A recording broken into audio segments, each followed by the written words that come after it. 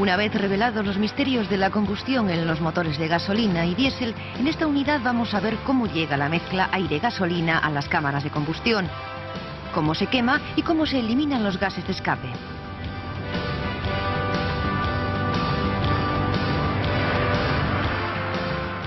En la siguiente unidad vamos a ver en qué se diferencian estos sistemas auxiliares en los motores diésel.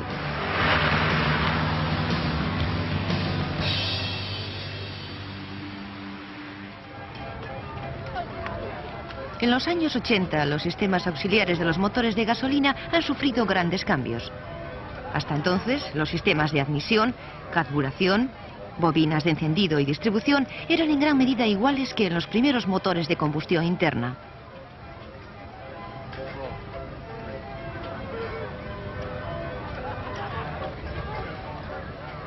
Para entender la revolución que han supuesto estos cambios, vamos a comparar la moderna tecnología con la de antes.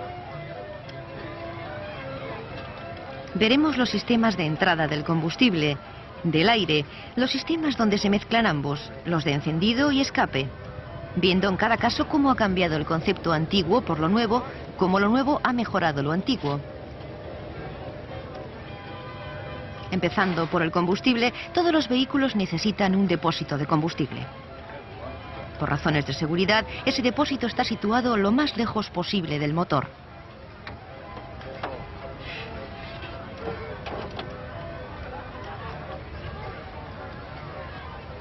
En los coches antiguos solía haber una bomba mecánica mandada por el motor, en este caso situada debajo del bloque.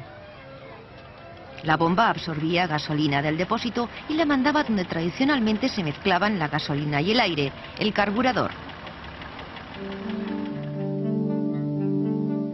En los coches modernos esto ha cambiado algo. Lo más frecuente es que la bomba sea eléctrica y esté situada muy cerca o en el mismo depósito de gasolina. Dentro del depósito va más segura porque no hay oxígeno suficiente para la combustión.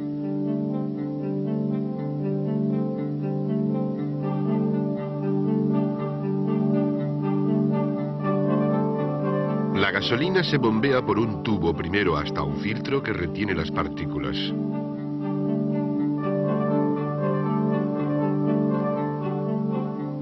De aquí, en los modernos motores, pasa al llamado distribuidor de gasolina y de ahí a los inyectores. La gasolina que llega al distribuidor va a presión y siempre en mayor cantidad de lo que el motor necesita. Ese exceso vuelve al depósito.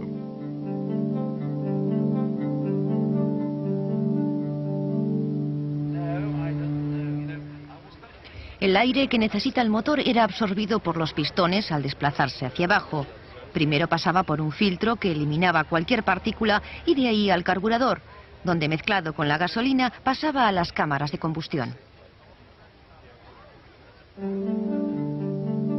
El cambio más importante de los modernos sistemas de admisión es que el aire está separado de la gasolina hasta que entran ambos en la cámara de combustión. El aire es absorbido por los pistones al descender y entra por un sitio relativamente tranquilo que no está afectado por la velocidad del coche. Después pasa al filtro donde se limpia. Y desde el filtro pasa a una mariposa. La mariposa está mandada, como siempre, por el pedal del acelerador.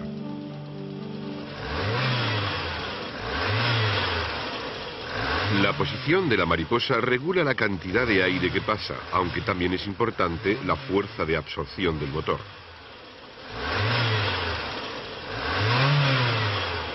De ahí el aire pasa por los brazos del colector de admisión.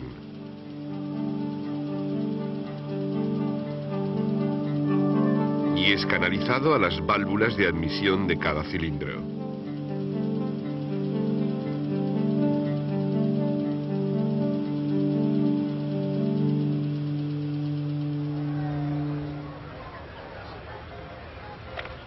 Como hemos dicho hace poco, lo normal era que la gasolina se mezclara con el aire antes del colector de admisión. Este proceso se realizaba en el carburador.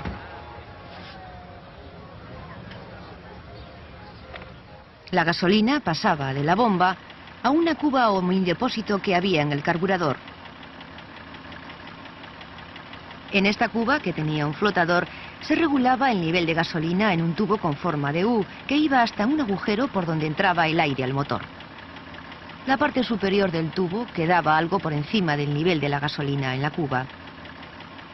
El agujero por donde entraba el aire se llamaba difusor del carburador o venturi. Se estrechaba al final a partir de la cuba. Ese estrechamiento hacía que aumentara la velocidad del aire en ese punto. Si el aire pasa rápidamente, absorbe lo que hay a su alrededor, así que absorbía la gasolina de la cuba, que mezclada con el aire pasaba a las cámaras de combustión. Al abrirse la mariposa del difusor entraba más aire, que circulaba más rápidamente y absorbía más gasolina.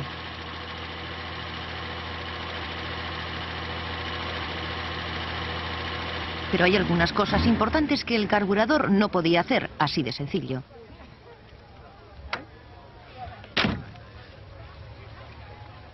En primer lugar, no podía variar la proporción gasolina-aire que entraba al motor.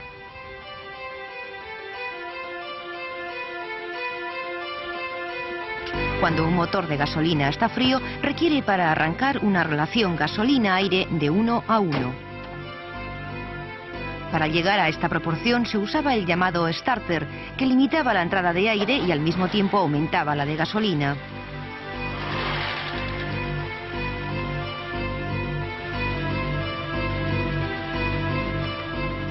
A velocidad de crucero, un motor quema aproximadamente 15 partes de aire por una de gasolina, es decir, una proporción muy distinta a la del arranque en frío.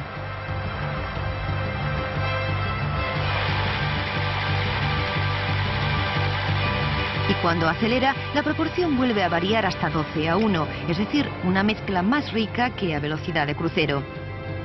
Para controlar estas variaciones, los ingenieros han trabajado mucho tiempo, lo que les ha llevado a muchos perfeccionamientos.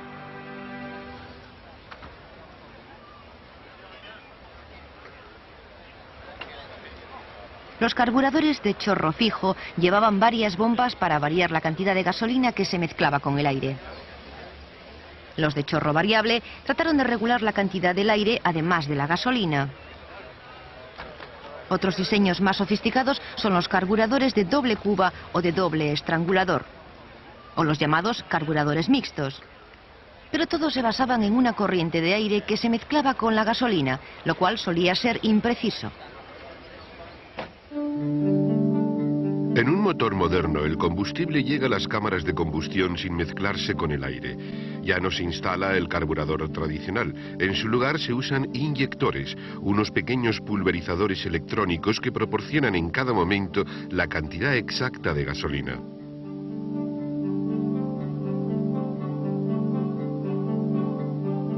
Los inyectores van montados sobre un distribuidor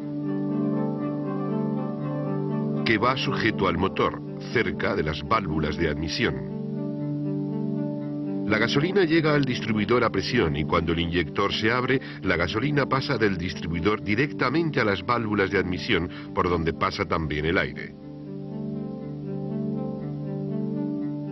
Generalmente hay un inyector por cada cámara de combustión.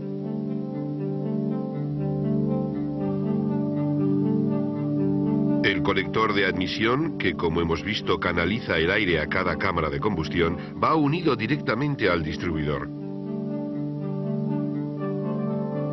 Como veremos en la unidad 5, unos sensores electrónicos miden la cantidad de aire necesaria. Conocida esta cantidad, regulan automáticamente los latidos del inyector, que suministra así la cantidad exacta de gasolina. De este modo, el aire y la gasolina están siempre en la proporción ideal a cada situación. Esto supone que el proceso de combustión tiene la máxima eficacia.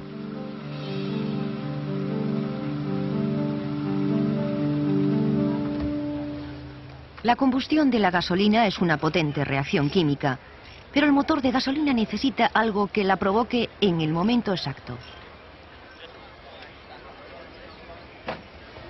Ese algo es una chispa eléctrica que se origina en la punta de la bujía que penetra en la cámara de combustión. Entre los electrodos de la bujía se crea una diferencia de potencial de unos 15.000 voltios, lo que hace saltar la chispa.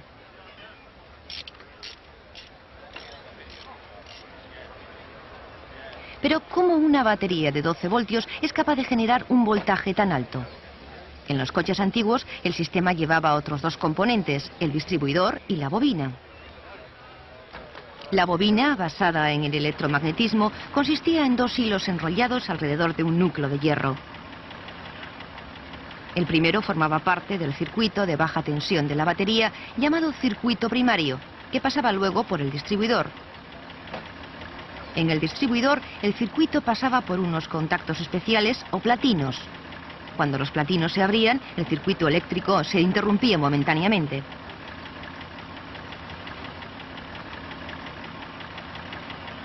Esta interrupción generaba la alta tensión que se producía en el secundario de la bobina.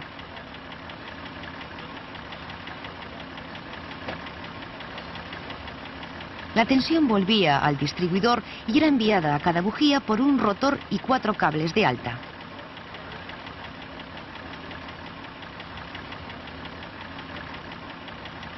Como el distribuidor giraba por el motor, todo el proceso se podía sincronizar exactamente a través del cigüeñal. De este modo, cada bujía se encendía justo en el momento en que su cilindro comprimía la mezcla gasolina-aire.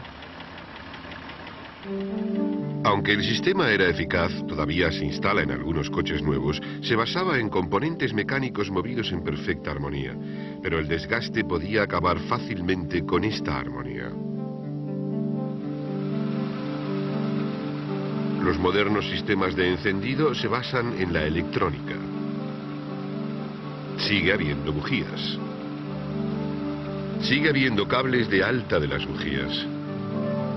Pero ahora vienen directamente de una bobina controlada electrónicamente llamada bobina DIS, D-I-S.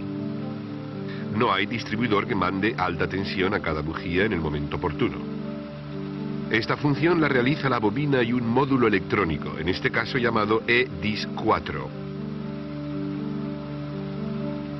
Como el sistema no lleva piezas móviles, el encendido electrónico es mucho más fiable y preciso que el sistema tradicional.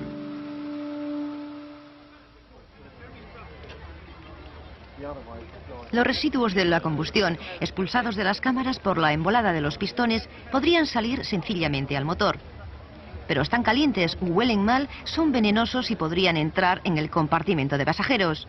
Además, salen por las válvulas de escape haciendo mucho ruido. El sistema de escape conduce estos gases a la parte trasera del coche. El colector de escape dirige los gases de cada cámara a un solo tubo, el tubo de escape. El tubo de escape lleva en medio un silenciador que amortigua el ruido de los gases antes de dejarlos salir a la atmósfera. Pero al hacer esto, el colector y el silenciador crean otro problema.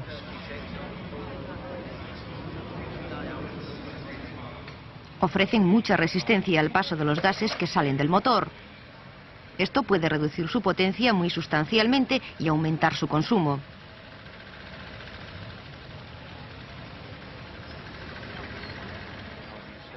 Por eso, a lo largo de los años, se han probado distintos colectores silenciadores.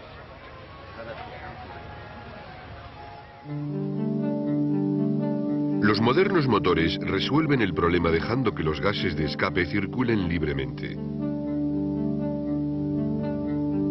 En general, los colectores de escape tienen hoy tubos más anchos, sin curvas pronunciadas, que recogen los gases del motor y los expulsan sin dificultad.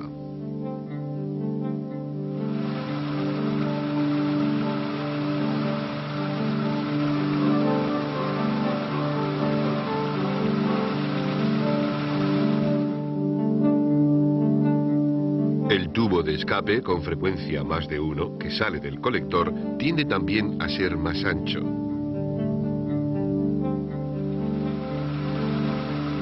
Esto ayuda a superar otra limitación de los sistemas de escape de los coches modernos, el catalizador, que retiene muchos componentes nocivos de estos gases.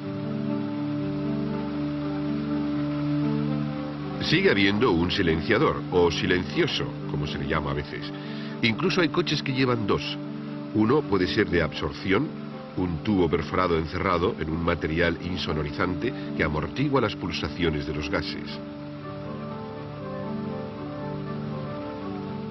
El otro, a menudo independiente, sería de tipo mixto. El tubo perforado se dobla y pasa por dos cámaras. Esto ayuda a amortiguar las vibraciones de baja frecuencia del motor. Entre los dos reducen el ruido de los gases de escape a límites legalmente aceptables.